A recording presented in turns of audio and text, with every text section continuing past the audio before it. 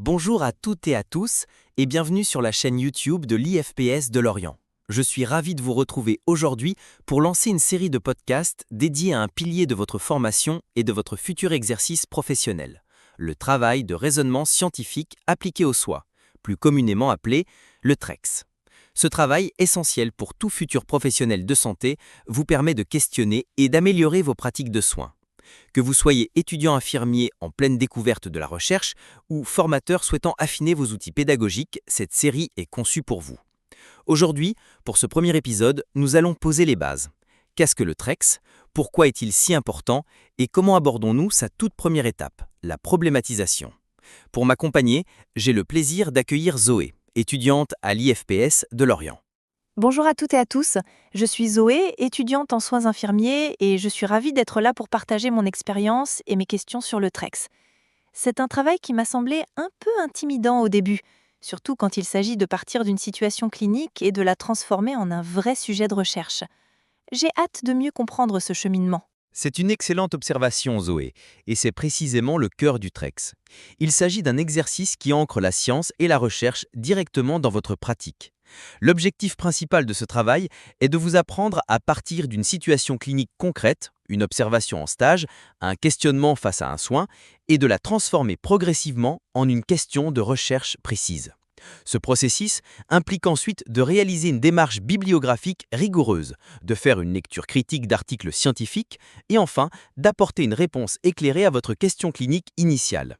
C'est un cheminement qui développe votre esprit critique et votre autonomie professionnelle. Donc, si je comprends bien, on part d'un constat, d'un étonnement sur le terrain et on cherche à mieux le comprendre. Comment on passe de cet étonnement un peu diffus à quelque chose de plus construit? Très bonne question, Zomé. C'est là qu'intervient la phase de problématisation. Au début, vos questionnements sont souvent multiples et pas toujours bien définis. C'est normal. L'idée est de les structurer. Pour cela, vous allez d'abord décrire votre situation, votre étonnement, avec des outils comme le QQQO-QCP. Qui, quoi, où, quand, comment, pourquoi.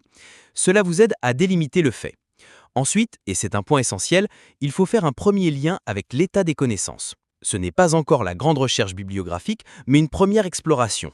Qu'est-ce que vous savez déjà, vous, sur le sujet? Et que disent les ouvrages de référence, les articles de revues professionnelles, quelques articles scientifiques clés, la législation, les recommandations, les données épidémiologiques ou même les définitions et concepts liés à votre situation? Cette phase permet de voir ce qui existe déjà, d'identifier des manques ou des contradictions. D'accord, donc c'est comme une première enquête pour éclairer ma situation avant de me lancer dans la grande recherche. Exactement. Cette phase de problématisation avec cette première exploration va vous permettre de synthétiser et d'ordonner vos questionnements initiaux. L'objectif est d'aboutir à la question de recherche qui sera le fil rouge de votre travail. Cette QR devrait être claire, précise et mesurable. C'est pour vous aider à la formaliser que nous verrons l'utilisation des acronymes PICO, PEO, SPIDER ou PCC dans un prochain épisode, qui vous aide à bien décomposer votre question selon le type de recherche que vous envisagez. Je commence à mieux visualiser le parcours. C'est rassurant de savoir qu'il y a une méthode pour passer d'une idée à une vraie question scientifique. C'est tout l'enjeu. Le TREX est un travail rigoureux et chaque étape est cruciale. Au-delà de cette problématisation initiale, les compétences attendues pour ce travail sont multiples. Savoir mettre en place une recherche documentaire efficace, sélectionner les sources avec le plus haut niveau de preuve, réaliser une lecture critique d'articles scientifiques et enfin d'évaluer la pertinence d'une pratique clinique au regard de l'article sélectionné.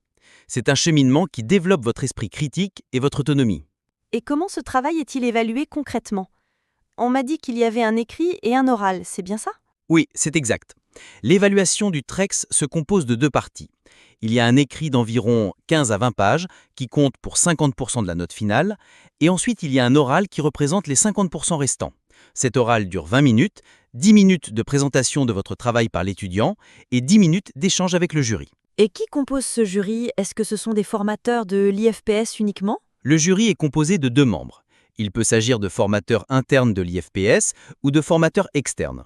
On y retrouve souvent un clinicien avec plus de 3 ans d'expérience ou un méthodologue avec minimum un M2 ou un diplôme de cadre ou un formateur en IFC, IFPEC ou même un clinicien qui est lui-même porteur d'un projet de recherche.